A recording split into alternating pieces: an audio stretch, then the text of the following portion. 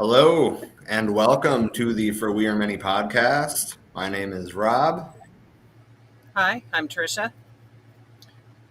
And this is the current event stream for the 8th of July, 2022. Indeed. There we go. So tonight we're going to be talking about, we're going to start it off on a lighter note, I guess we'll say. We'll be talking about striking employees at Starbucks in Chicago. I thought that I had read about a second strike starting up, but I was not able to find the link. So if somebody does have a link for a different, other than the Ridge Avenue, Edgewater store of Starbucks strikers, let us know. We will be talking about the first Amazon Labor Union local chapter outside of Staten Island. That's exciting. That's a big development if you really think about it. We're going to be talking about neo-Nazi recruitment happening in New England following the holiday. Actually, they're not even trying to be incognito. Two neo-Nazi recruiters were arrested in East Providence, Rhode Island. Ironically enough, they were stopped by cops for breaking the ordinance that you can't put any sort of flyers or posters on electric poles. That's why the initial police contact happened, and then they refused to identify themselves, and that's what they were detained for. That being said, it seems to be part of a string of pretty heavy far-right activity in New England, and we'll talk about that. It's going to be more free-form, obviously, than that specific incident, but we'll be talking about that. So Japan's ex-prime minister Shinzo Abe, was shot and killed at a political speech yesterday. We'll be talking about that. We'll be talking about the resignation of British Trump, aka Boris Johnson. We're going to be talking about how Derek Chauvin is rotting in prison. I actually agree with a single move that the feds have made in my lifetime. So that's shocking. And of course, we'll be talking about the Highland Park shooting. I also want to address that there is some stuff that happened last week that we never really got to cover. We ended up having to postpone the current event stream, which ended up being a cancellation, I guess. But that's okay. If there's anything that happened last week that any of you want to talk about, feel free to drop it in the comments, and we'll talk about it. So I hope everybody has been doing well. It's been 2 weeks since we've seen you, and man, it feels like forever. All right. Little on the long stretch there of having done a current event stream, but we still love you. We're still here. Didn't go nowhere. Just the struggle of the juggle happening per the usual, but anywho. Also, I would like to suggest to everyone watching that you share the stream into some groups, or with your friends in a group chat, or whatever. The more people share it, the more it helps in the algorithm. Anyway, so I guess down to the content here. All right. You're going to dive right into Starbucks? Yeah, I'm going to play the video, actually, to start. Good. While you do that, I'll the stream around to groups. Which tab is it? Oh my God, right there.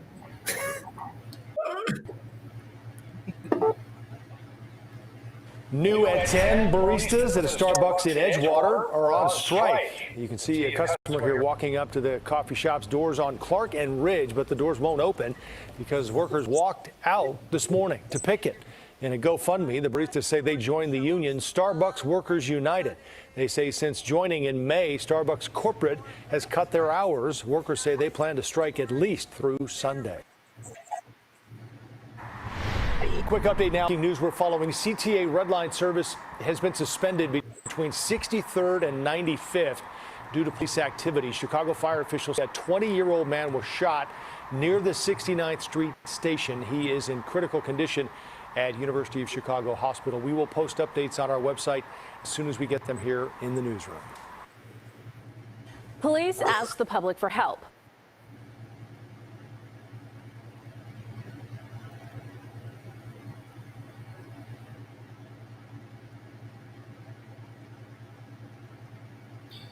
Your mic's muted. Good call on that. My bad.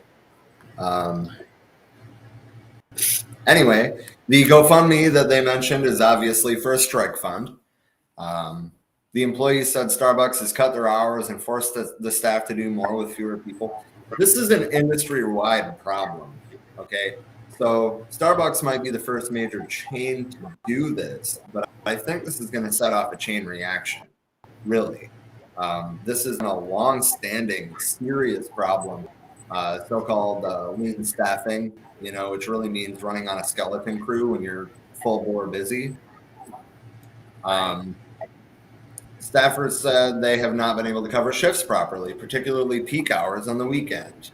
That's what I was just saying. Skeleton crews, lean staffing. Nobody wants to work. The store staff also said that they've been denied the ability to hire despite there being several openings at the store. Again, lean staffing to a T. We've been seeing this across the industry for years, probably for decades. I've been there for almost a decade, and it's like that everywhere I've worked. Yeah, they'll do anything to increase the profit margin. They don't care who it hurts in the process. Holy shit, John's here. What's up, man? How you doing? So Starbucks workers in Chicago's North Side neighborhood of Edgewater carried out a 3-day strike to demand better staffing, better working conditions. They also spoke out against low pay with record levels of inflation and the unsafe conditions they faced during the pandemic. That goes broader than even just food service. That is retail. That is any sort of service industry jobs. So when you see people like, oh, well, I drove from Maine to Florida and I saw so many now hiring signs and nobody wants to work and blah, blah, blah. We have to remember that the pandemic is still fucking going on. Well over 1 million Americans have died and hundreds of thousands of people have retired early or become disabled due to long COVID. Yeah. I mean, really, we're faced with the options work or die. Or work and die. Right. Die while working. Just slowly. That's the thing. There's no such thing as nobody wants to work anymore. It's that people are fed up with working shitty jobs for shitty pay with little or no benefits and being treated like shit while they're at it. That's the reality. Yeah, it is. So, are you ready to hear the number of Starbucks that have filed for elections with the National Labor Relations Board? Fire away. Over 288. 140 have voted to unionize so far. So, the things that we were just talking about, right, that it is literally killing us to go to work, that the reason there's so many job openings is a combination of shit pay, shit conditions, lean staffing. I have to support these union efforts at companies like Starbucks, especially. Target, obviously that's earlier in the fight, but Target is working on unionizing now. Dollar General. It's only a matter of time before Walmart. And of course, Amazon, which is an entirely different thing. There you're talking about hundreds of people crammed in a hot, stuffy warehouse. Right. So it's a little different than retail, but it's still just as dangerous. Right. And the COVID backside is really of retail that you don't necessarily see, but their conditions are even more grueling. You know? Like, that's literally a fucking health issue when you're crammed into a warehouse like that, conditioning, especially in places like Phoenix. Well, I mean, they have climate control, but it can't compete with the desert heat. It can't even compete with New York heat in the summertime. We heard Chris Smalls talk quite a bit about that. I mean, he straight up said, if I was working in Phoenix, I wouldn't have made it. No, it's insanely fucking hot. Like, how are people supposed to work in those types of conditions without keeling the fuck over? And well, I mean, physically it's possible. Lots of water, proper nutrition, making sure that you have enough electrolytes to fucking carry the water. Or for, I mean, like, there are ways, but the point is that is extremely taxing on your body. And then doing it day after day after day. I mean, one day you don't drink enough and it fucks up your entire week. And a lot of people are probably not drinking enough because they're not being allowed simple things like bathroom breaks. Why the fuck do they have piss bottles on the line? That's fucked up. That's fucked up. That's unethical working conditions. It shouldn't even be allowed. Like, if you have to drink a shit ton of water and, you know, like body armor or Gatorade or something to stay hydrated, guess what? You're going to urinate. This is ridiculous that people are like, they won't let me go on a bathroom break. Excuse me? Right. So I have a quote. This is from the World Socialist website, but an unnamed Starbucks worker, one of the strikers, anonymity is important in these kind of situations because obviously she's speaking out against Starbucks. Right.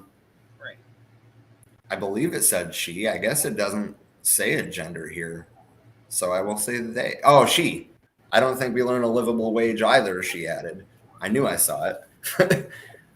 Anyway, quote, I've been with Starbucks for over 20 years, and I have worked for this store since it opened 4 years ago.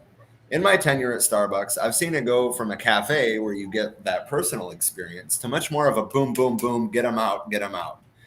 Very impersonal. I come into work most days and immediately feel like I'm being thrown to the wolves. I know my coworkers feel the same. I leave work feeling burned out. End quote. And God damn it, that is so relatable. It's, I mean, and I'm not trying to like, obviously being a barista is different than being a line cook, right? But I know that thrown to the wolves feeling, and I've been living it for fucking almost a decade. I mean, it's like you bust your ass from the time that you come in until the time that you go home, and it's probably a 10-hour day. And going. Meanwhile, Starbucks made a profit. Listen to this profit margin. Starbucks made a profit of this is a profit. That's after all the overhead. That's after all the salaries, right? A profit of $4.87 billion in 2021, a massive increase from the $1.56 billion that it made in 2020. The CEO, Ken Johnson, received a 41% pay raise in 21, taking in $20.4 million in total compensation. Other top executives took in an average of $4 to $5 million or more in pay per year. She added, quote, I don't think we earn a livable wage either.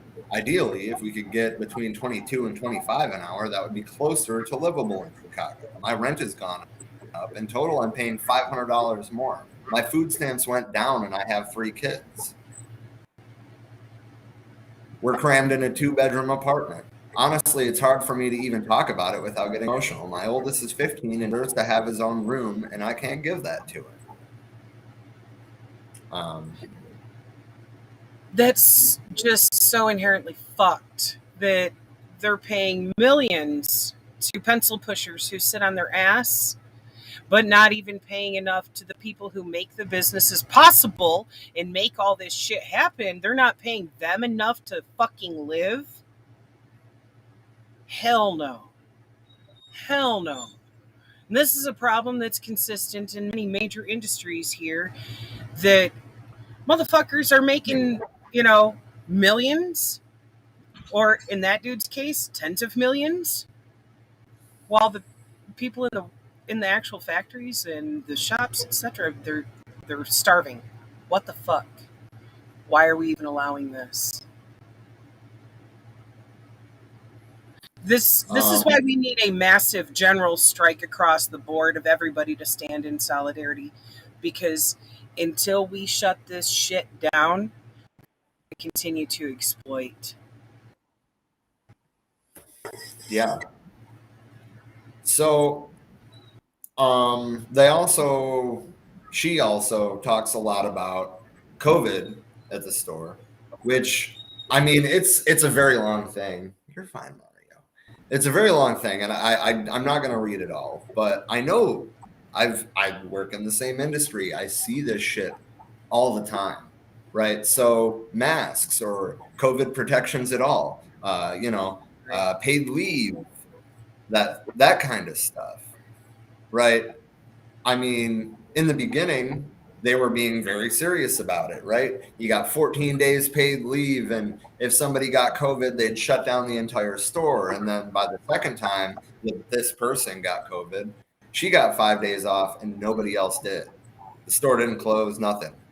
Like, the exposure doesn't matter. And you're exposed to it every day. Right. I mean, especially when customers started coming back without masks. And then talking also about skyrocketing gas prices, the difficulty of a commute. I mean, to be honest, she's addressing every single issue that we have pretty much across the board here in the so-called United States. She is addressing a lack of public transportation infrastructure, although she does say, Mario, come here. She does say that, she is lucky enough to live somewhere that has public transportation, right? So that does help, but she's addressing the lack of public transit. She's addressing the lack of healthcare. She's addressing the lack of mitigation protocols across the board at this point. Nobody is taking COVID seriously anymore. And she goes on to say a coordinated strike across the country would be wonderful.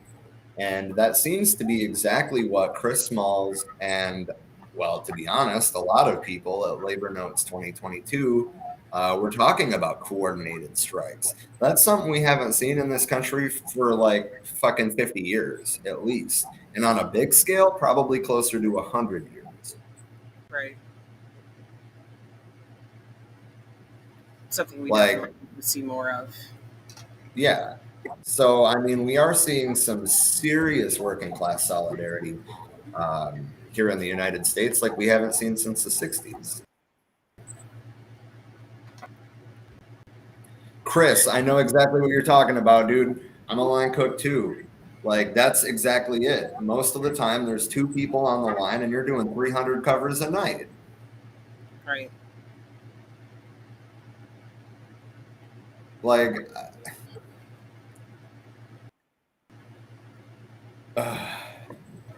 it's ridiculous. They don't want to have enough people on per shift, nor do they want to pay you more to accommodate you doing the work of 3 or 4 people.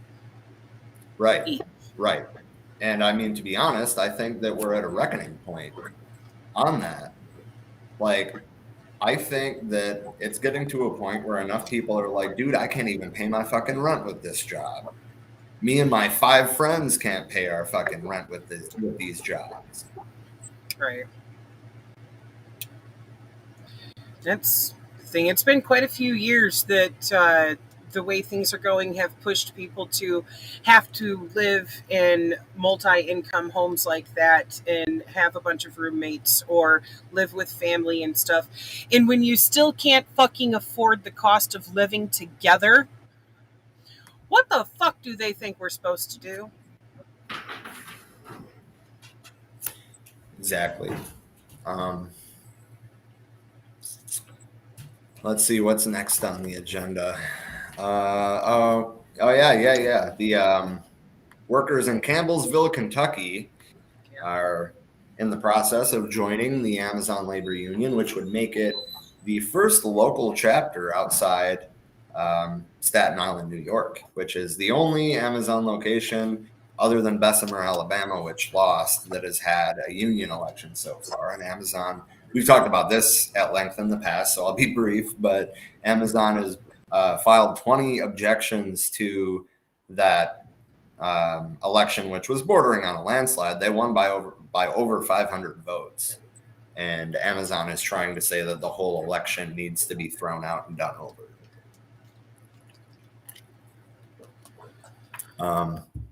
Anyway, so for this issue, workers supporting a union drive at Amazon's Campbellsville, Kentucky warehouse are linking with the upstart union behind the massive retailer's only organized warehouse on Staten Island, New York. The Campbellsville workers hope to establish a local chapter of the Amazon Labor Union, according to Matt Luttrell, 22, a picker at the Kentucky Fulfillment Center and chairman of the organizing committee for the Campbellsville effort. The ALU, fresh off its April 1st victory to organize the Staten Island warehouse, is a more compelling fit for Campbellsville Amazon workers than long-established unions such as International Association of Machinists and Aerospace Workers, which had been involved in the effort previously. And I just want to pause from this to say that I think that that's the way to go. They are unionizing as a unit rather than, joining some liberal union that's going to be more reformist and is going to water down the entire message. Or, a union that's been around for 100 years and is maybe corrupt from the top down. It eliminates pretty much all of that risk. It's really putting the power in the hand of the workers instead of in the hand of other workers, which I still think is useful and needed. But when we're going against a company like Amazon, it has to be people from Amazon that are organizing it. That doesn't mean that they don't work with other unions. They're working with the Starbucks Workers United. They're organizing with Teamsters. The Amazon Labor Union has been very active and very vocal, and to be honest, pretty much ignored by the media. That's the thing, that's beautiful that they are working in solidarity with other unions. But as big as Amazon is, it's totally understandable for them to form their own union for Amazon workers because there's so fucking many of them. They really do need to have that organized by, people who are in-house, who actually know the specifics of what they are dealing with there. But I love that they're working with the other unions too, because once again, it's going to take that mass solidarity across multiple industries. That's one of the reasons I was so excited to hear Chris speak, because he was talking about larger class solidarity. He was talking about the masses organizing, right? He was talking about on the ground action. We're talking a union leader like that, in my opinion, hasn't really been around since the 60s, maybe the 70s. I could be missing somebody, but for the most part, on a big scale like that. And then the Starbucks workers, the more that Starbucks fights against them, the more that strengthens the resolves and radicalizes them more. Right. So they're like, oh, you want the union bust on us? Right. Right. And I mean, now they are working together and talking about coordinated strikes. It hasn't happened yet, but I mean, the organizers literally just met 2 weeks ago. Give it time. Right. And then, I mean, if the Teamsters get in on that, that's massive. Yep. That's huge. Um, Teamsters is one of the biggest unions that is out there, That's enormous. I'd like to see them also reach out to the IWW and other enormous unions like that. We really do need to see a mass we need general. to see a resurgence of the IWW. Think like, 1916 IWW. That's what we need right now. Indeed. Indeed. That's precisely what's needed. And I mean, I think it'll get to that point. I would be very surprised if people from the IWW haven't reached out to these people. I would be kind of surprised if they weren't already dues paying members. By the way, join your local IWW chapter. It's cheap, but they will literally help you organize your workplace. They're about it. Anyway, Matt Luttrell, the picker at the Kentucky Center, said, quote, "Whenever we've tried to go with different unions in the past and collaborate with them, it's kind of been this boring, slow 20th century thing that people are just not really interested in. And so the prospect of a 100% worker-led union is what people can get behind. Again, it might be an old union, but I encourage everybody to get involved with the IWW. It is a worker-led union." Yep. The campaign. Sorry, go ahead. I'm going to throw a couple plugs in here. If you'd like to know more about the history of the W, there's a piece on our website, www.forwearemany.org. And there's also last week with Zach on bread theory for yesterday, was it? Yeah. There was a Helen story on her article that she had written called "In Behalf of the IWW." So check those out and learn what they're about, because that was some hardcore fucking solidarity that they brought to the table, and we definitely do need to see a resurgence of that. So be sure to check those out. I agree. The campaign at Campbellsville, which is one of Amazon's oldest warehouses, remains in its early stages. Supporters have not filed paperwork with the National Labor Relations Board to ask for a vote yet. The workers in Campbellsville are making good progress building support and could petition the NLRB for a vote maybe within the next 6 months. He also says that that Amazon is already spying on union activity. Surprise, they did the same thing in New York. That's why Chris Smalls got fired. He staged a walkout and they canned him because they're afraid, to be honest. I do have a video. It was originally broadcast on More Perfect Union. It was a More Perfect Union exclusive. I'm just going to play it from Twitter. At More Perfect US. Amazon figured out I was organizing sometime in April, and I was able to make the connection that they found out because they're monitoring my Facebook posts. They were monitoring me at work, of course. There was a process assistant that questioned one of our organizing committee members to try and find out some information.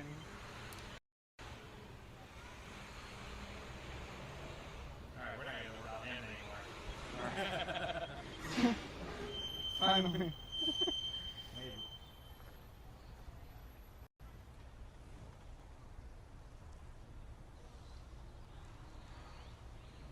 Okay. So let's continue on that.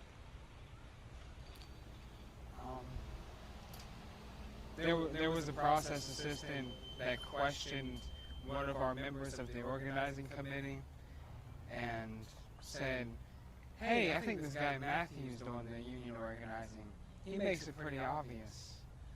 And of course, this process assistant is close to management's. He would have certainly told management about this, without a doubt. And so would the process assistants that and the management personnel that are in some of the Facebook groups that are dedicated to SDF1, the site. Okay. How did they react to that? They started targeting me. They wouldn't openly say it. They wouldn't openly say that they were against my organizing. But what they would do was they would scrutinize my work a lot harder than everybody else's. They had their eye on me. I was on their radar, and I still am. So they started targeting me with write-ups. One write-up, as soon as it even gets close to going away, I get another one. They just want to keep me nervous, try to intimidate me and scare me. The way they do with so many other employees, like at JFK8, they're trying to get rid of us.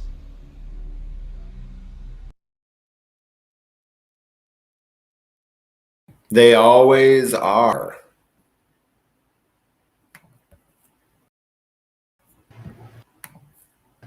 There we go.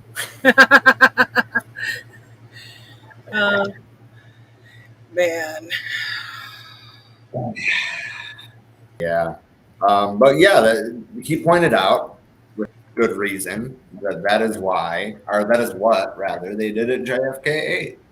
And again, if you look at the coverage that we provided from the Phoenix rally of the ALU, a lot of the things, or the labor notes for that matter, go look that up. I mean, the things that he was saying were very much along these same lines, like, hey, as soon as we started organizing, they started trying to get rid of us. But that being said, they won. I mean, unfortunately, I have not really kept up with the NRLB case. So I don't know if they're going to redo the election. I don't know if Amazon won it or if the ALU won it. I don't know. But, I mean, they won that election fair and square by a considerable margin. And I expect to see the same here. Mario. Mario sounded like a squeaky door there. Yeah. I mean, he's been good for the most part, but with Emily gone, he goes to the door once in a while and just whines like, you know, where'd you go? Right. Where's Mama? It's funny when you whistled, Sarah popped her head up like, huh? Like he's not That's calling. funny. Also, to keep up to date on what's going on with the ALU, or at least to, you know, have a convenient place to get their social media information, which is where you'll actually find out what they're up to. Visit AmazonLaborUnion.org. Easy enough to remember. And remember to tweet. If you're tweeting about labor issues, use the hashtag #HotLaborSummer on Twitter, as well as about the ALU election specifically, hashtag recognize ALU. We need to keep our support consistent. And I mean, we need to get on the ground. When there's a strike happening at a facility, if it's within driving distance, try to make it. You know, even if you can't stay long, either show up with a sign for a few minutes even, or show up with a case of water, or, you know, hand one of the organizers a 20 and tell them to go get a sandwich. You know, like little things like that. I mean, if you've had a long day on the picket line and somebody comes up expressing support, even if they're not there long, that means something. A matter of keeping up morale, you know, even if you can only stay for a short time, the fact to know that there's more people who are supporting one goes a long ways. Yeah. So now I guess that we had our somewhat positive section of the stream, we do get into the kind of darker side of things. So I guess first things first, Trisha, I'm going to send you this link in there. Maybe that'll help you. Yeah, I wonder if it'll open up on here. Yeah, just the stuff wasn't wanting to open up on my phone. It's loading here, though. Okay. So in East Providence, experts say neo-Nazis trying to recruit were not anonymous this time.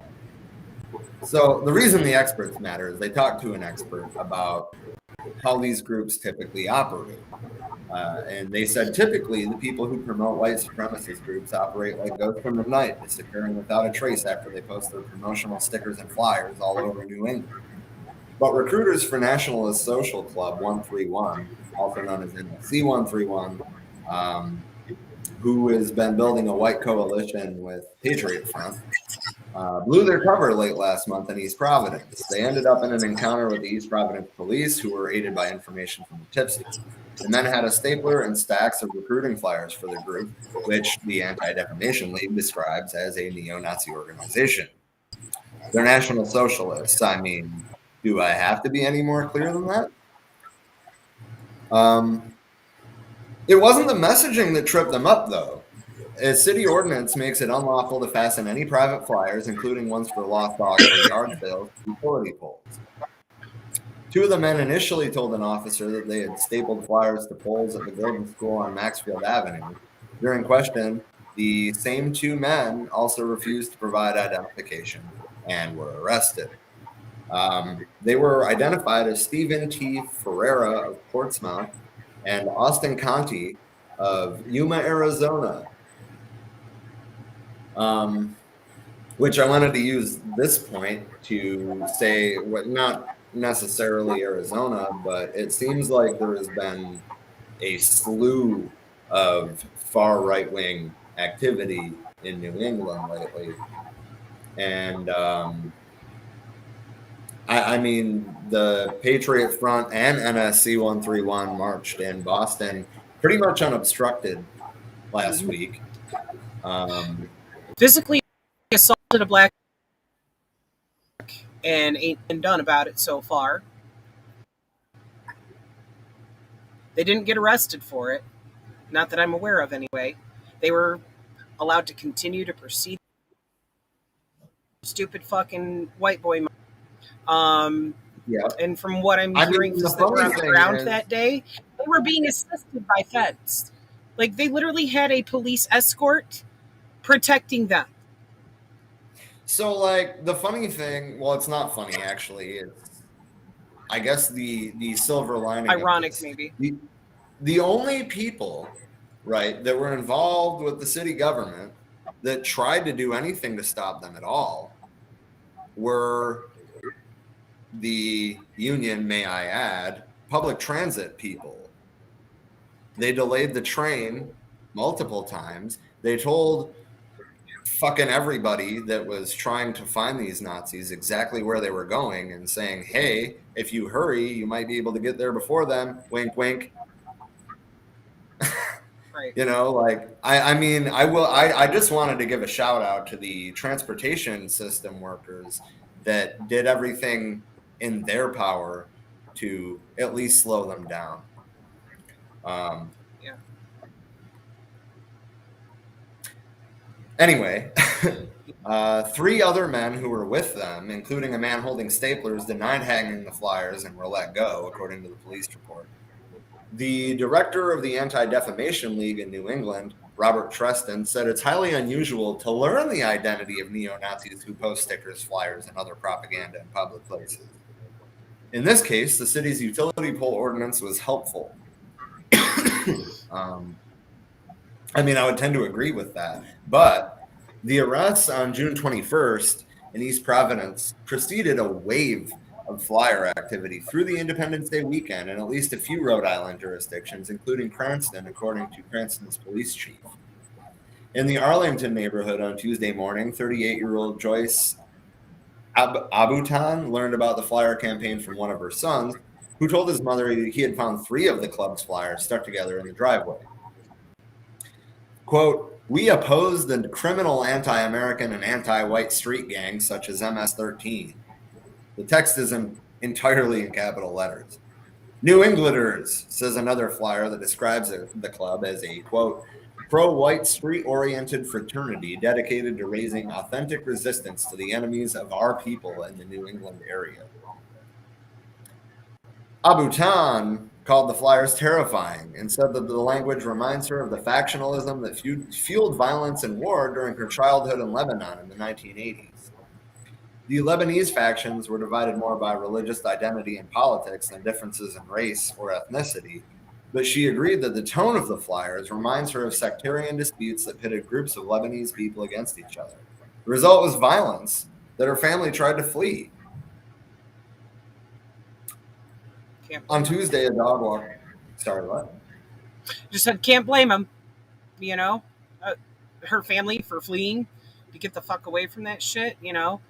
And I think that's honestly what these white supremacist assholes are trying to do to that area that, mind you, is already almost all white. You know, most of the states in that region are like 97, 98% white.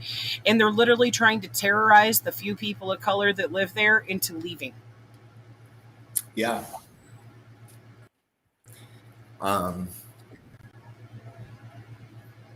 Trying to get the lights to not flicker. I turned them down because it's like bright and it's dark outside, you know. Anyway, Mario, come here. On Tuesday, a dog walker found one of the club's flyers along Moccasin Trail in Cranston, which is across the river from Providence, if I remember correctly. Winquist said that the language in the flyers he's seen so far is concerning and upsetting, but without any calls for violence, the dissemination of such content in a public place is, quote, outside the realm of disorderly conduct. So, I mean, I think that's just an excuse, really, but Cranston police are looking at the potential for enforcing a littering ordinance. Canvassing neighborhoods for surveillance video of flyer drops is one avenue of investigation. Meanwhile, Cranston police have determined that a Massachusetts vehicle driven by one of the men at the scene of the flyer incident in East Providence last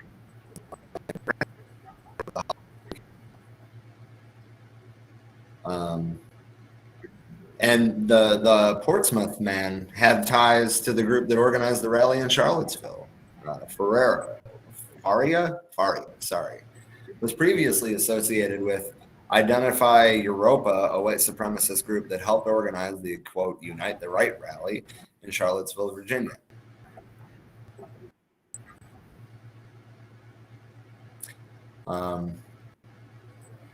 Hill cited a 2019 HuffPost report that identified Stephen Faria as a Marine reservist who was among 7 U.S. Armed Services members who had ties to an extremist group, Identity Europa. Those ties were exposed when an independent media collective, Unicorn Riot, published the contents of an online server. They go on to kind of explain what Nationalist Social Club 131 is. It was founded in 2019 and is focused primarily on New England. Its members have participated in hate-themed spectacles and they have been active in Rhode Island.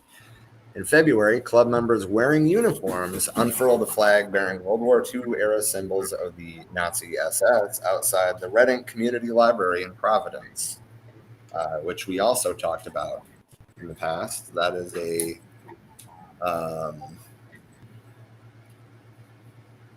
it's a primarily anarchist, but it's a bookstore that is used as an organizing space by leftists broadly, but a lot of them are anarchists from the sounds of it.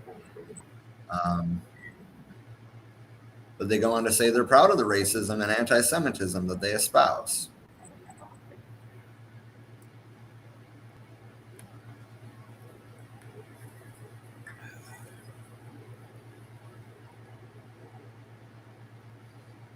apologies. I'm here, kind of. My shit keeps freezing. I have to unblur my background. I'm trying to show off Emily's dog here. Hi, Isn't he Mario. cute? He is. He's precious.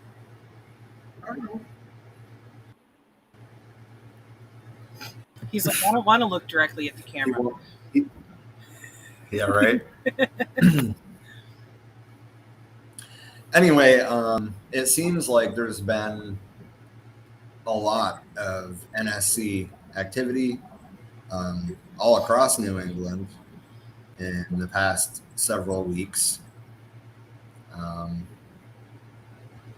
I mean, it's up to all of us, especially anybody in the area, but it's up to all of us to organize against it. Yeah. Once again, gonna take solidarity. And yep, exactly, Natalie. We all know the end of that sentence. Man, you Saying- remember when saying the like quiet part. right? But you remember like watching the like World War II era cartoons, right? Like, Yeah. Disturbing. They're very disturbing. anyway, now we're on to Japan's former Prime Minister Shinzo Abe. The longest-serving leader of modern Japan was gunned down on Friday while campaigning for a parliamentary election, shocking a country where guns are tightly controlled and political violence is almost unthinkable. Abe, age 67, was pronounced dead around 5.5 hours after the shooting in the city of Nara. Police arrested a 41-year-old man and said the weapon is a homemade gun.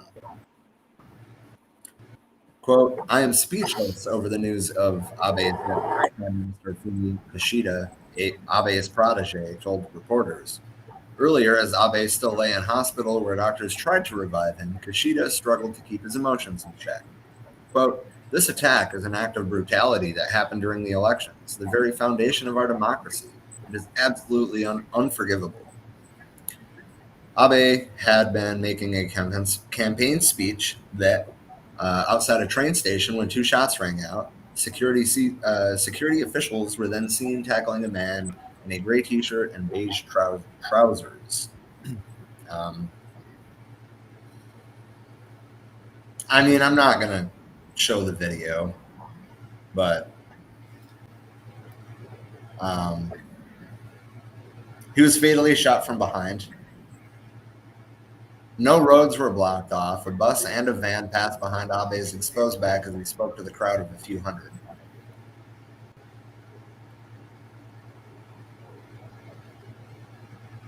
Jesus. I mean, I don't know too much about the politics of Japan, so I'm not going to try to like hypothesize on what of his beliefs it could have been or any of that shit. I'm not going to try to, act like I know something about a country that I literally know nothing about. I do know that he advocates for the remilitarization of Japan, aka getting off of the tit of the U.S. If you don't know, Japan has not been allowed to have any sort of military since the end of World War II.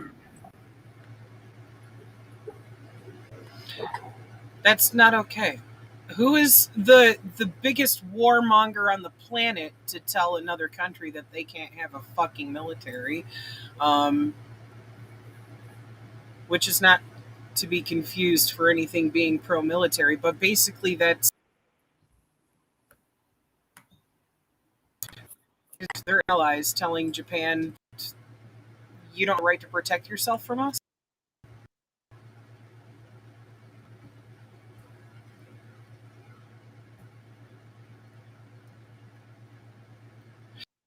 I'm curious, do you know any more details about that? I mean, I will say that, and I don't want to sound like I'm stereotyping an entire nation, but on the little bit of research that I did before this, their political culture still seems to gravitate towards a monarchist mindset, just like Mike said, and pretty nationalistic. I mean, you know, a lot of them were born into long lines of imperial military families. You know, like they want that back. They want to make Japan great again. I mean, it seems like that is the direction of the political culture in their country. But I also don't want to try to paint a picture, like I was saying, about a country that I don't really know anything about.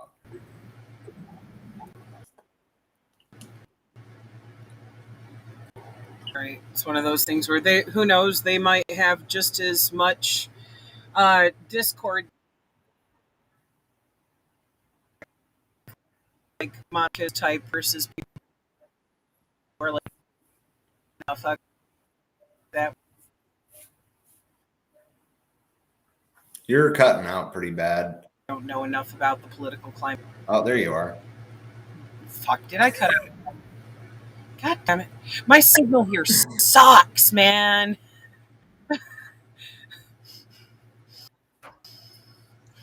It's all good.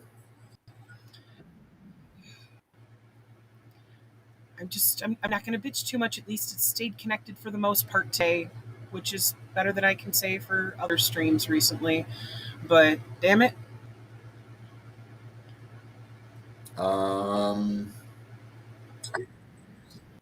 That brings us to British Trump. And if you don't believe me that he's British Trump, look at his hair. Right. He not only looks a lot like him, he talks a lot like him. Yep. Yeah.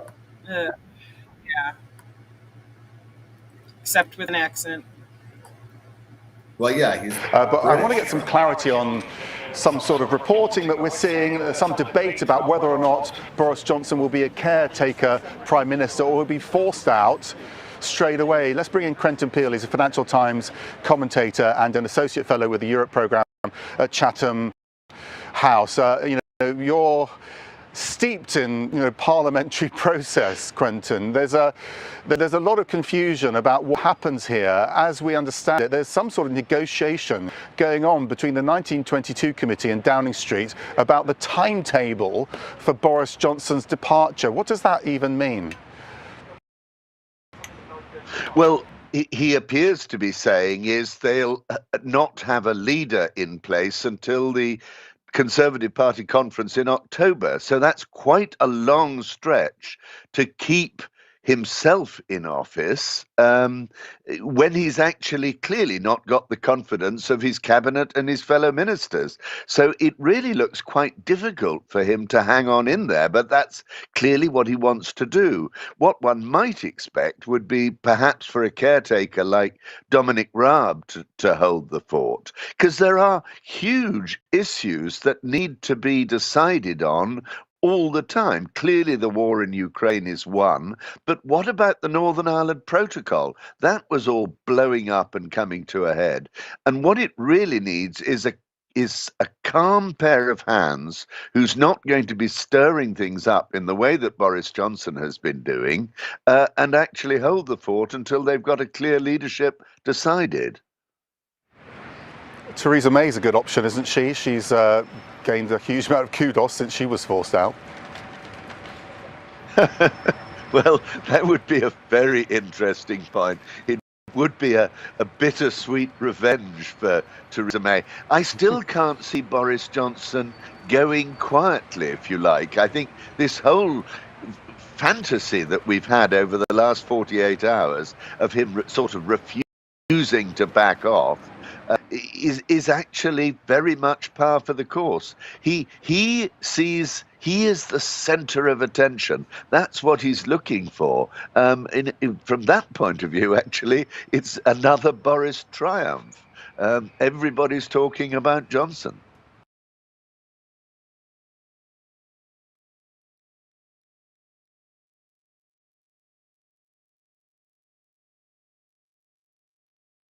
You're still muted.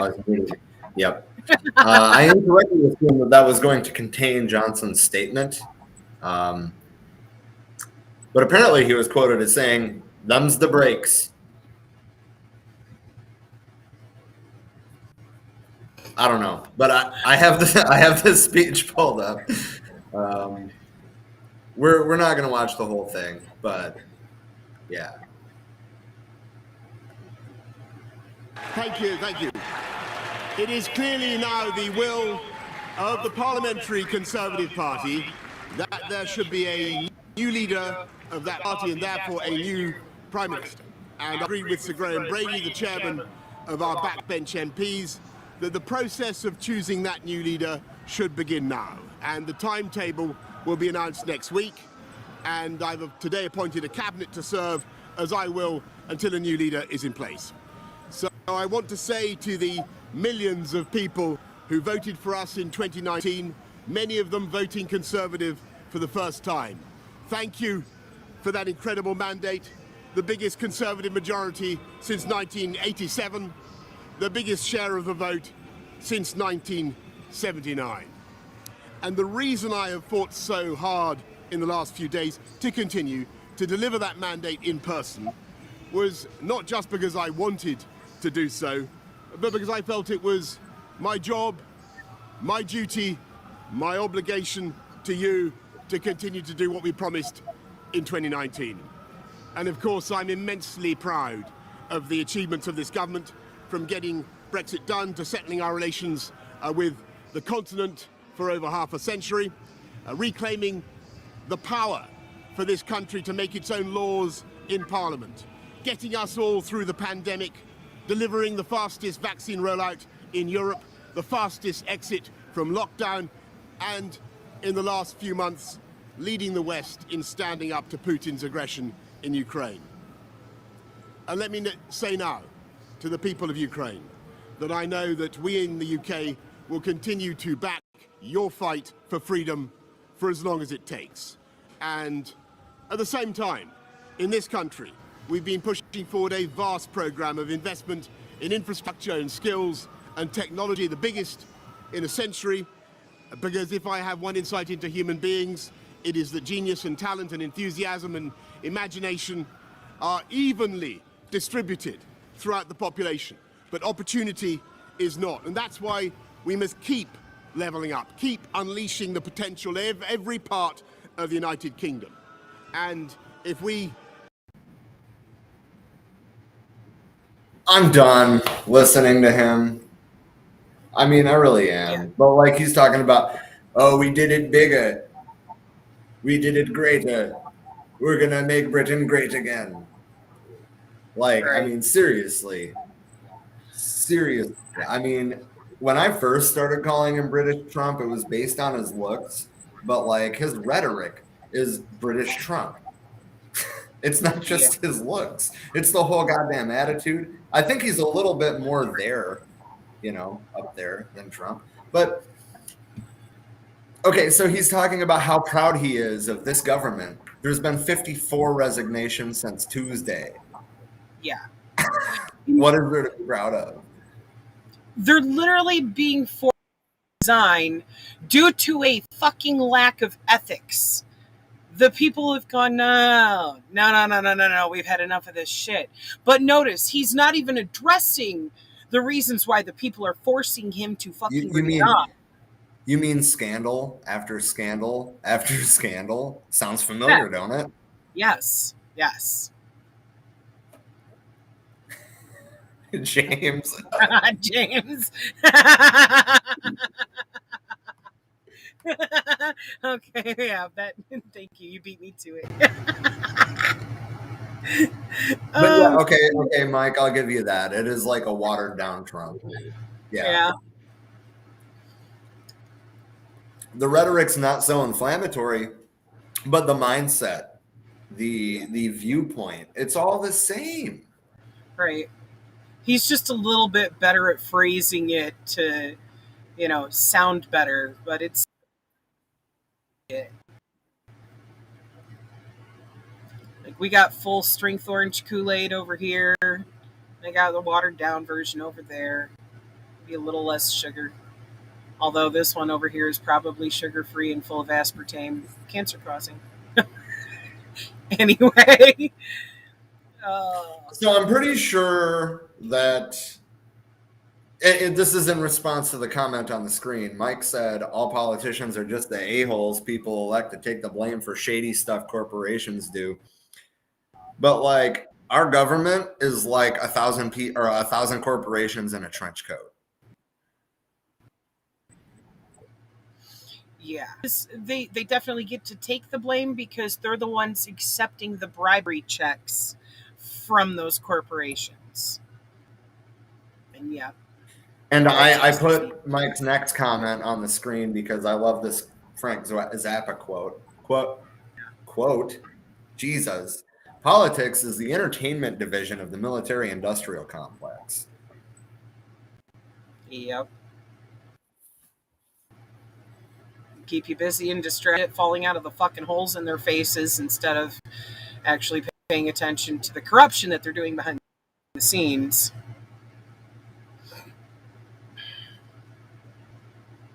Reality TV at its worst. Mario, come here. Come here. You're not going to go, Mario. He's going to go over there and whine. And then he'll come back. Yeah.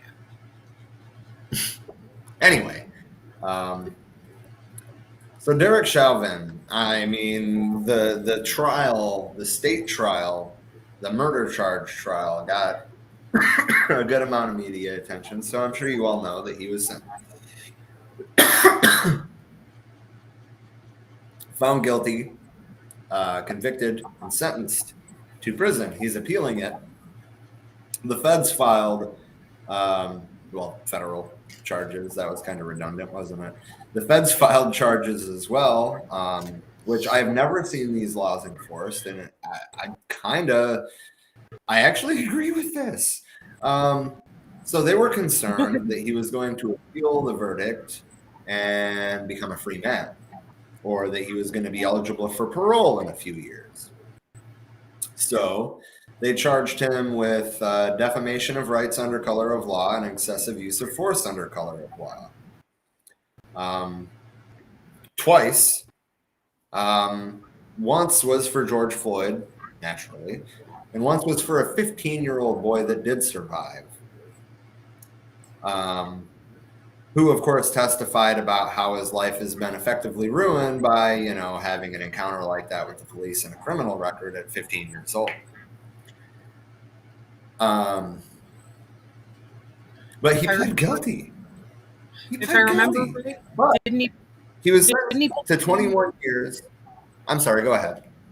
Sorry, didn't he pull the same shit on that kid too, of knee to the neck? And it was knee to the back for him, but yes. Oh, knee to the back? Okay. Yeah, just want to point out that consistency there, that is a sign of him wanting to exert power over people. That's not...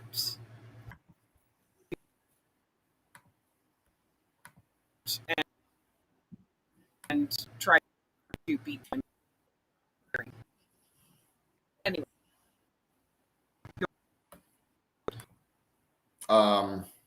Anyway, so the feds charged him with these crimes. He pled guilty, which surprised me, but whatever, that's irrelevant.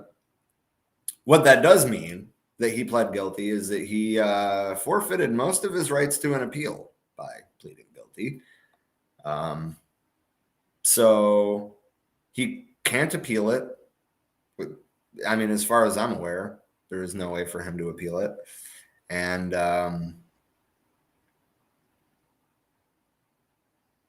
wow, brain fart. Oh yeah, he can't appeal it.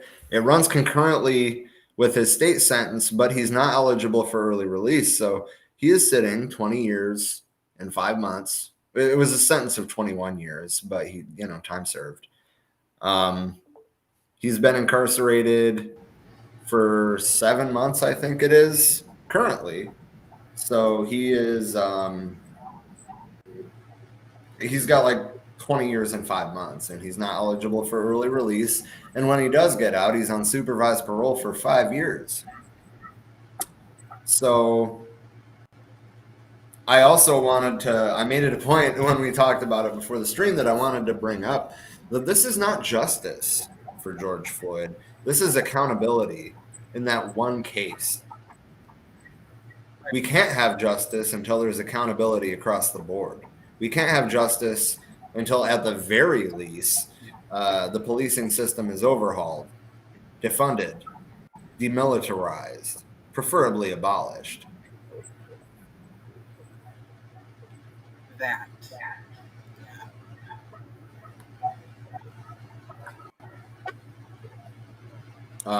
But the judge said, U.S. District Judge Paul Magnuson said that Chauvin must be held responsible for his actions, including destroying the lives of the other 3 officers involved in Floyd's death. He went on to say, I really don't know why you did what you did. To put your knee on a person's neck until they expired is simply wrong. Your conduct is wrong and is offensive. Or it is offensive. Chauvin's plea deal, which is why he pled guilty, called for a sentence of 20 to 25 years. Magnuson shaved 7 months off of the 21-year sentence for the time already served because he's been in prison for 7 months. He was sentenced to 22 and a half years. He will serve the state and federal sentences concurrently in a federal prison. So the difference in the sentencing there, the 22 and a half years, is that under state charges, well, A, he's in the process of appealing it. B, he would be eligible for parole much earlier than that. Now, he is not. Prior to his sentencing, Chauvin wished Floyd's children all the best in their lives and that they have excellent guidance in becoming good adults. He did not offer an apology. Floyd's brother asked the judge for a life sentence, adding that he has had nightmares since his brother's death. Prosecutors pushed for the former police officer to serve all 25 years on the grounds that his actions during the death were cold-blooded and needless. They also argued that he had a history of misusing restraints, and the plea included an admission that he had violated the rights of a then 14-year-old black boy, I thought it was 15, my mistake, whom he restrained in an unrelated case in 2017. The defense instead asked for 20 years, saying that Chauvin accepts responsibility for what he did and has already been sentenced to 22 and a half years in prison by a state court in Floyd's murder. Attorney Eric Nelson wrote that Chauvin's remorse will be made apparent to this court. Okay, then where was his apology? He couldn't even do that. His remorse will be made apparent to this court. That was Chauvin's attorney. I don't think that happened. No. I don't either. Especially trying to appeal his conviction, that doesn't show remorse. That shows some fucking audacity. Yeah, and he's appealing on the grounds that jurors were intimidated by the protests that followed and prejudiced by heavy pretrial publicity. What about the entire public being intimidated by him and his fellow pigs with shit like this to try to not only exert fucking power over individuals that they're falsely arresting and fucking murdering on the spot, but terrorizing the entire community? Yeah. I don't really have anything else to say on Chauvin. That motherfucker can rot in prison as far as I'm concerned. I mean, it'd be more efficient. Well, never mind. Redacted.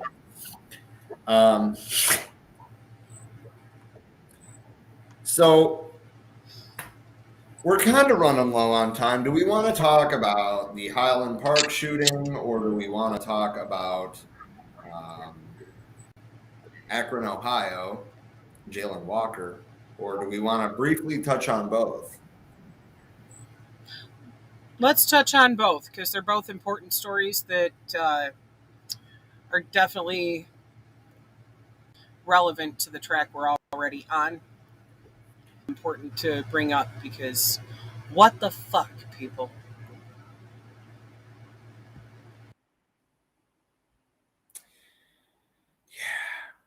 I guess we'll start with Highland Park. I'm just basically gonna briefly read this CNN story. They're kind of talking about what we know about the shooting suspect. I've kind of been out of the loop for like a week now. I mean, I knew the shooting happened, obviously. I knew the dude was taken into custody several hours later, but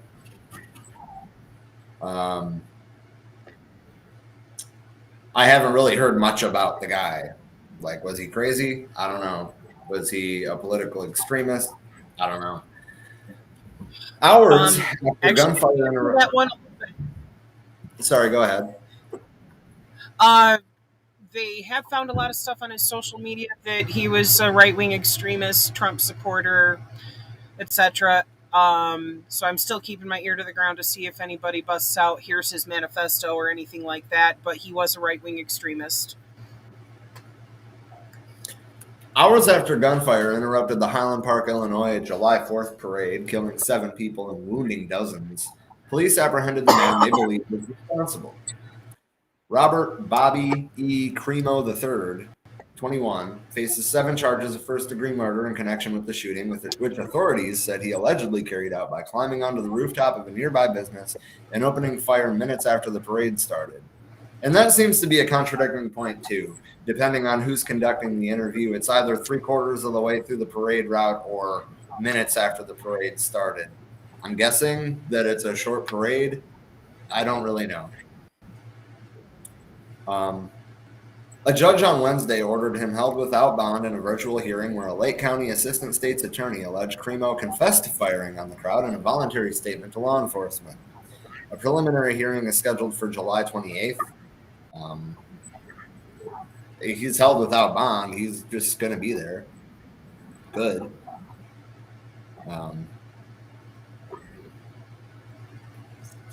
The suspect dressed in women's clothing to help conceal his identity and blended in with the crowds as they fled the area.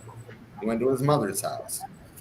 Law enforcement has yet to establish a motive, and Covelli, the spokesperson for the Lake County Major Crimes Task Force, declined to address a potential motive again Wednesday, saying that Cremo had some type of affinity towards the number 4 and 7, and inverse was 7-4, the date of July 4th. Covelli previously stated there had been no information to suggest the attack was racially motivated by religion or any other protected status, and there is no indication anyone else was involved. These lone wolf type people, regardless of their political affiliation, well, I guess it wouldn't really be an affiliation if they're a lone wolf, but these lone wolf type people are really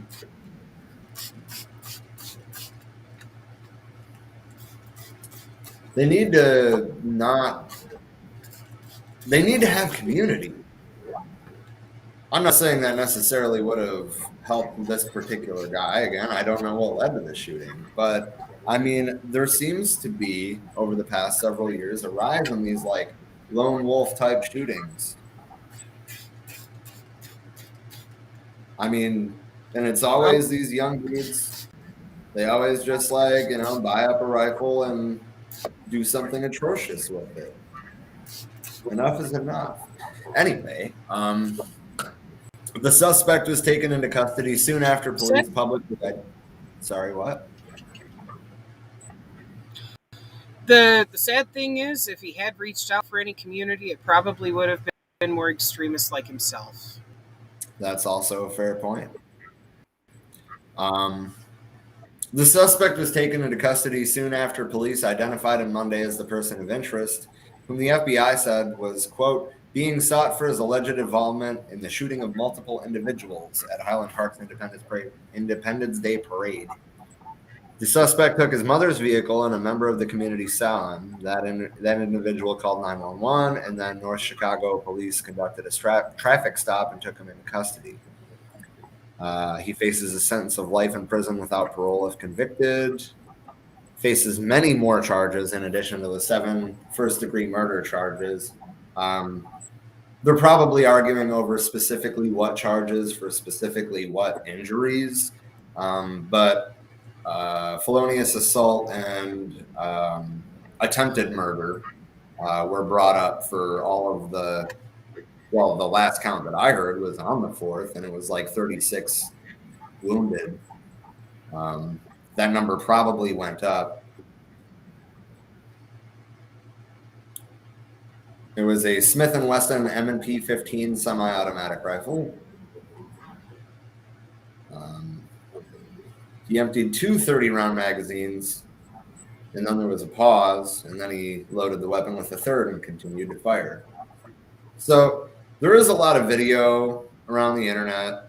None of them seemed to capture the shooter, but nobody knew where the shots were coming from. I mean, there's a lot of footage of the people running, but nobody even knew where the shots were coming from. And that's apparent in the videos. They're all looking around like, where the fuck?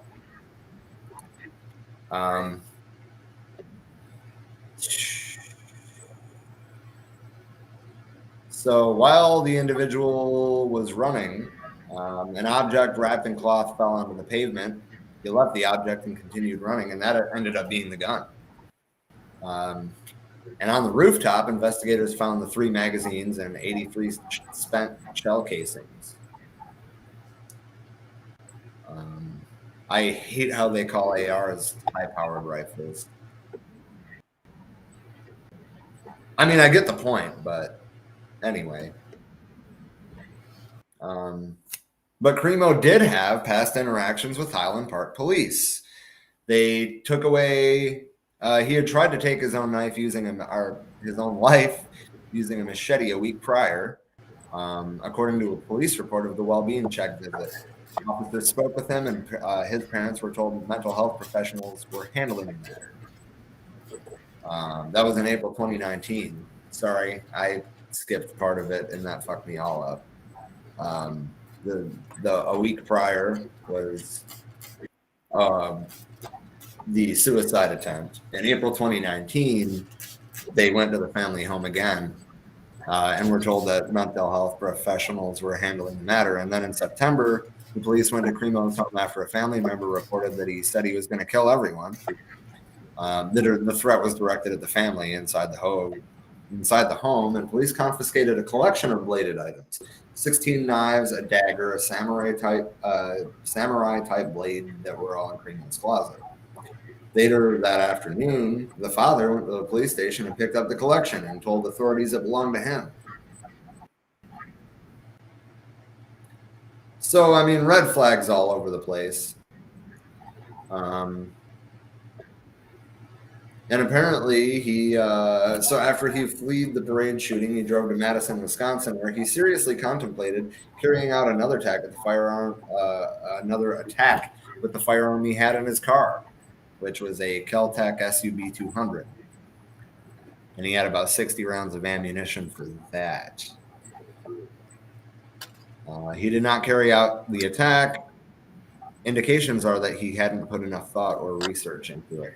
And as you were saying, he posted violent imagery online.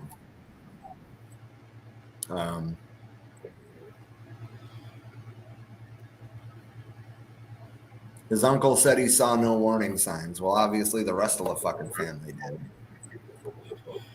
Right.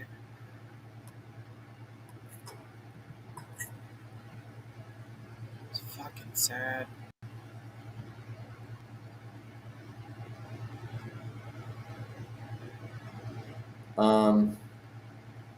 As far as Jalen Walker, Akron, it was in 2019, Natalie. That was my mistake. I corrected it, but you might not have heard me.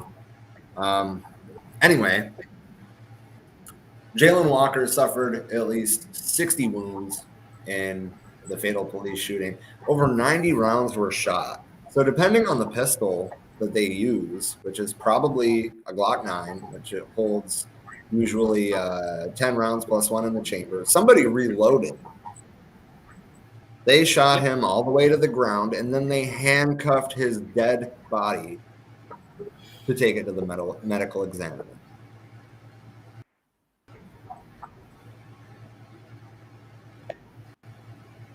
Trisha, I hear your audio, but your video is froze with you like.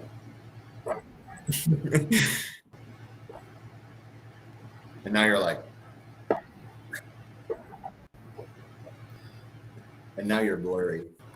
Anyway, authorities released body cam footage. There's been protests in Akron every day. They initiated a curfew. They canceled their fireworks. They canceled their parade. They canceled everything for Independence Day because of the protests. On Independence Day, they instituted a curfew. Let that sink in. Right. Shows you that whole idea of independence is a fucking farce.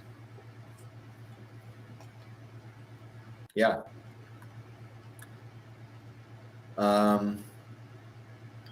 He was unarmed at the time he was killed, though a gun was recovered from his car, so they claim. Because the cops have never planted guns or drugs on a black man, right? The medical examiner's report found Walker suffered at least 60 wounds. The medical examiner is still working to determine how many times he was shot and which wounds are entrance versus exit wounds. The BCI has yet to confirm the number of times Walker was shot, and it's still not known how many rounds police officers fired. However, based on that video, I anticipate that number to be very high. A lot of rounds were fired. Last Monday, police say Walker fled as officers attempted to initiate a traffic stop for equipment violations, which, by the way, I'm not sure about Illinois specifically, but depending on the state, they can just fucking run your plate and mail you a ticket.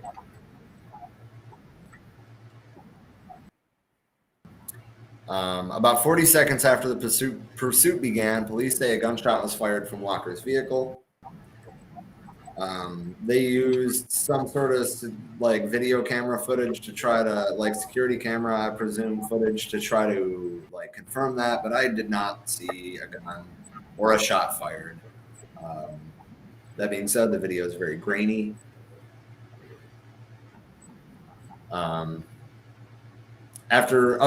changes the whole nature of the traffic stop. It went from being a routine traffic stop to now a public safety issue. And then the pursuit continued. After several minutes, Walker got out of his car and fled on foot. Officers deployed tasers, but were unsuccessful. The incident ended soon after when, according to a police timeline, Walker stopped and quickly turned towards the officer. He turned, probably to be like, you got me, I'm done. Right? He turned. What are you supposed to do if you decide, I'm not going to run anymore, they're going to fucking kill me? You put your hands up and turn. And officers discharge their weapons. At least one officer can be heard near the end of the video that were released shouting, "Cease fire." And yeah, but there had already been dozens of shots. And they still didn't stop. The 8 officers who Milet said were directly involved in the shooting have all been placed on paid administrative leave per department policy. You see why we need to take away their funding? You see what they're doing with it? Yeah. I mean, at the very least, kill somebody, you get a paid vacation. We need to take away their funding.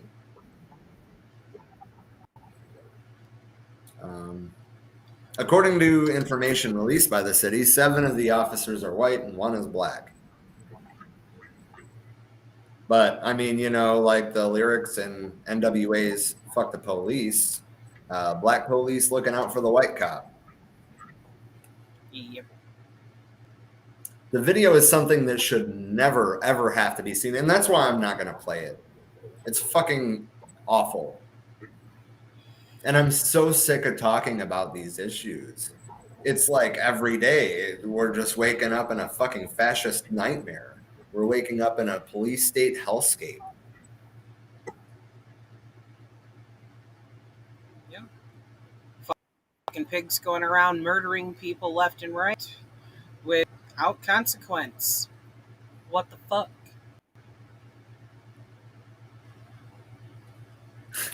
So Milet said officers retrieved a shell casing near the scene of the attempted traffic stop that was consistent with the firearm that Mr. Walker had in his vehicle that I believe that he didn't have in his possession. He added that a traffic camera, I knew it was a grainy, shitty camera.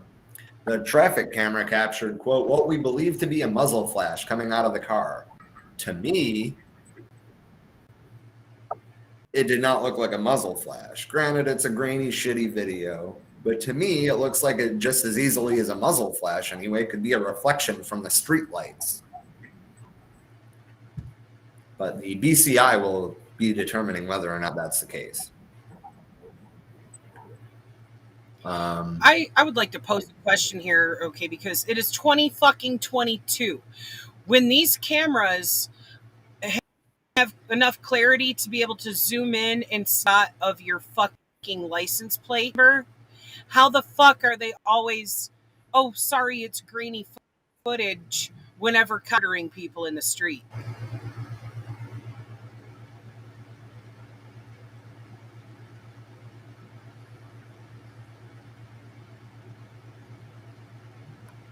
And I mean, there have been, I don't know how many arrests. I would assume hundreds at this point. There have been consistently arrests in Akron, Ohio. We need to be organizing solidarity marches in other places. I mean, this is an atrocious situation, and the city is not handling it well at all. I mean, okay, Mario. The city is not handling it well at all. They're basically trying to act like, oh, well, the police did their job.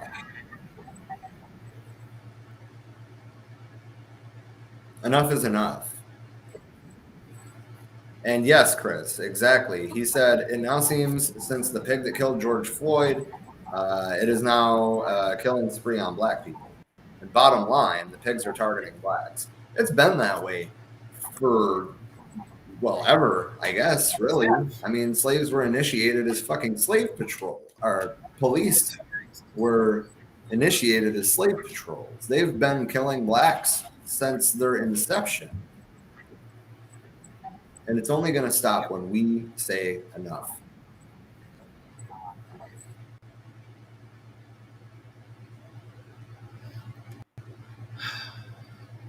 Just another reminder of why we need to abolish the police.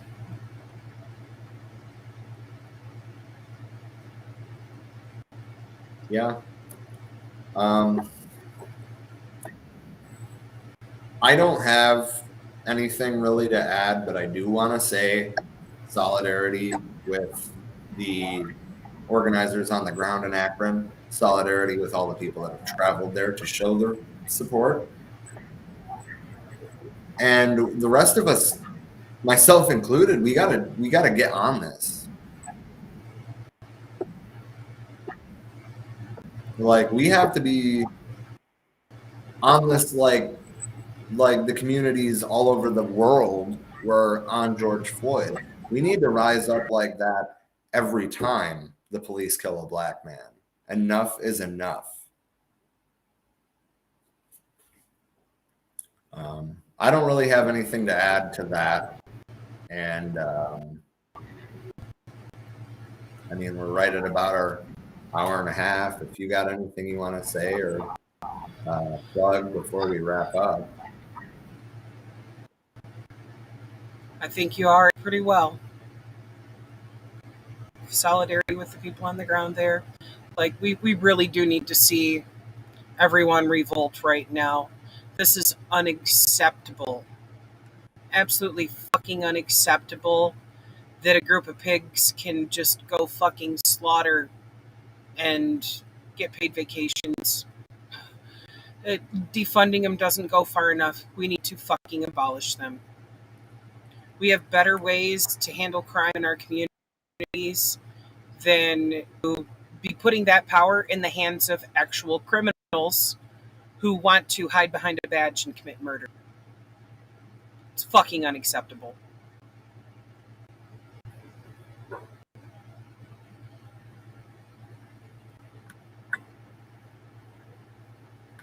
Agreed, Natalie. Power is in numbers. I mean, I wish I was closer, honestly. But that's what I was saying. Like, I mean, yeah, there needs to be more boots on the ground there, but I mean, even if you can't make it there, organize a solidarity march in your community. I mean, we saw it happen. I saw a Black Lives Matter protest happen in a town of 1,000 people in a 99% white town in Michigan. It can happen. Yep.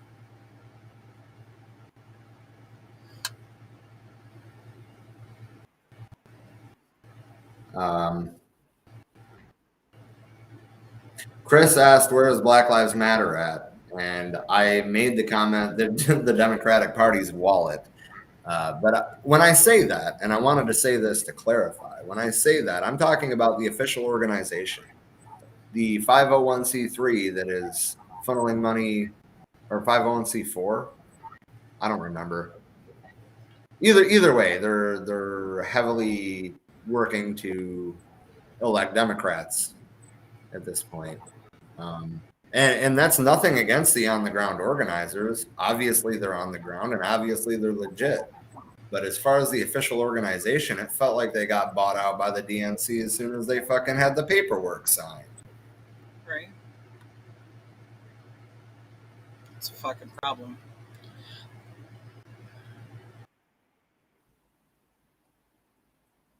Yeah.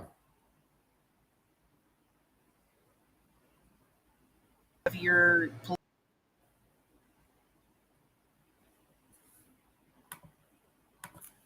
You're cutting out.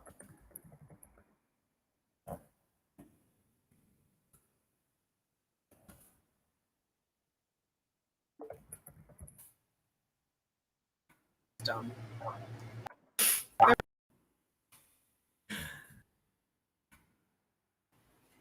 Let's try this again.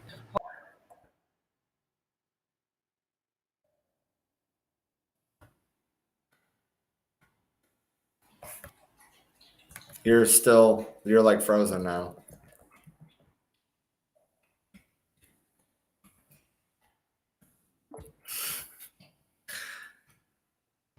God, fuck you, Wi-Fi. Why the fuck are activists putting money to the Democrat Party? Why? What the fuck? Like you're literally backing people who are pushing for more policing. So please stop it. Yep. So Chris said exactly. Oh, by the way, where the hell is the new Black Panther Party? First of all, I want to say that the new Black Panther Party, for a long time, has been anti-white, anti-gay, and very much Black nationalist oriented. At least from what I see. And I'm not trying to say, hey, don't work with them or anything like that. But I do want to say that the new African Black Panther Party, as opposed to the new Black Panther Party, is active on the ground, as is the United Panther Movement. Yep. And they operate from a place of love rather than a place of hate. Yep. Love and unity. Oh, speaking of which, would like to let everyone know about the Hy Thurman Community Garden. This is in Indiana. Intercommunal Garden. Yes. Thank you. Yes. This has been getting built by our comrades in the United Panther Movement. And they're doing a beautiful job out there. They've already got so many things growing and are working on feeding the community there. I'd like as to well as using it as a gathering space.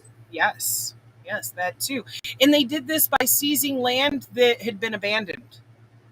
Okay? Stop worrying about, we don't have money to buy land. No, go find empty lots that are abandoned, that's not being used for anything. Mow that shit and put in a garden. This is guerrilla gardening at its finest. Yeah. And I mean, it seems like, at least for now, that the city's cool with it because, hey, they don't got to mow it, right? Right.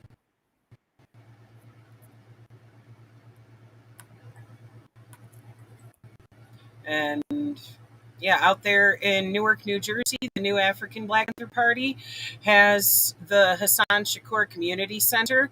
And They've been out there feeding the community. I don't know if you've seen Chairman Shaka's videos, but if not, check them out. They are on our page, where they're out there with massive tables set up with fresh produce, everything you can think of to feed the community. Of just come grab a bag and get what you need, So that's and I mean, when we're not talking about like a dozen people, which would still be impressive. Don't get me wrong. Anything activists can do to feed the community is impressive because you have to start somewhere. But we're talking about hundreds to thousands of families a week that the New African Black Panther Party is feeding. Yep.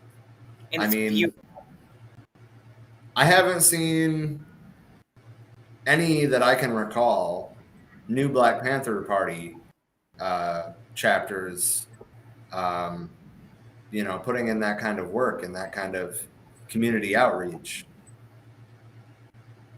But anyway, so find them on Facebook. You can support them. You look for the People's Store, New African Black Panther Party, and there's a whole array of T-shirts and designs and colors that you can get. And of course, look for us at forwearemany.org.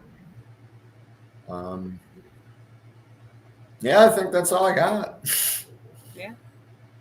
Well, before we go, I would like to plug some of those specific T-shirts. There's one with Che Guevara with a beautiful quote on, how activism is driven by love.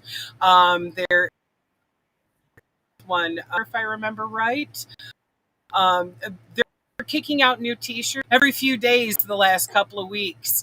And it's beautiful. So, it's not just our standard UPM shirts like what we've gotten so far. They're putting out some new ones with past activists and quotes from them on there. So check that out. All of them that is from the purchase of the shirts is going back into helping the community. It's going to help fund the Hy Thurman Garden. It's going to fund the Hassan Community Center. These are beautiful things that the New African Black Panther Party and the United Panther Movement and the White Panther Party are doing to actually help the community. So, comrades, come together in solidarity. Get yourself a dope ass and help feed the community.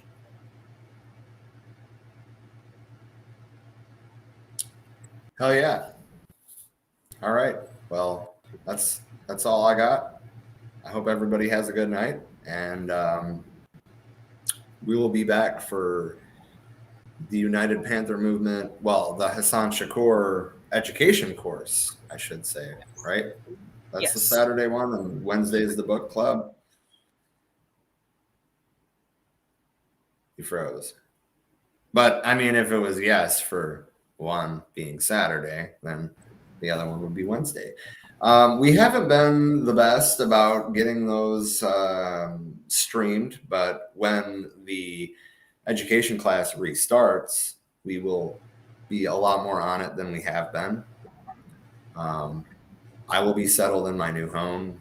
That will help, having a stable place to set up and, the multiple screens and the whole thing, the microphone. Oh my God, that'll be unpacked. Crazy. Can't wait for you guys to get into your house, man. Oh my God, it's been a lot of juggling out there. Yeah, but it's okay. At least we're in a house until we're in our house now. So, great progress has been made. Yeah. Anyway, I guess that means that it's time for the music, huh? I mean, James brought it up like 10 minutes ago. I think he's itching to it at this point. Hell yeah. All right. Thank you, everyone, for joining us tonight. Love and solidarity. All power to the people. We'll see you soon.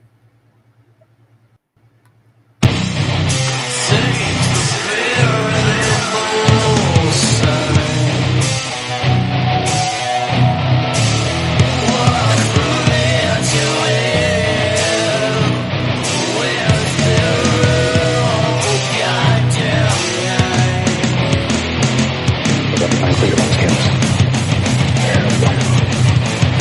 There's absolute freedom here.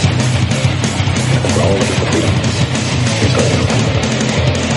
Didn't matter when they sold the devil guns. Didn't matter when they played us stuck.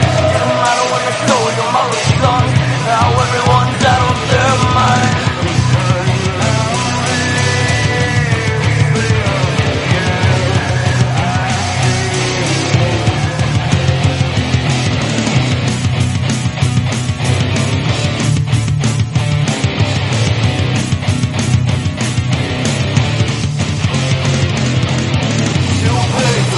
Bullshit, these unemployment lines don't hold the casuals to the corporate crimes. To the revolution, what is all no peace of mind. The only one that matter is the one who's more better than your grandkids here to joy. When you watch them, their reaction to every little inconvenience soul. Still the public is metamorphosis, threat to the status quo.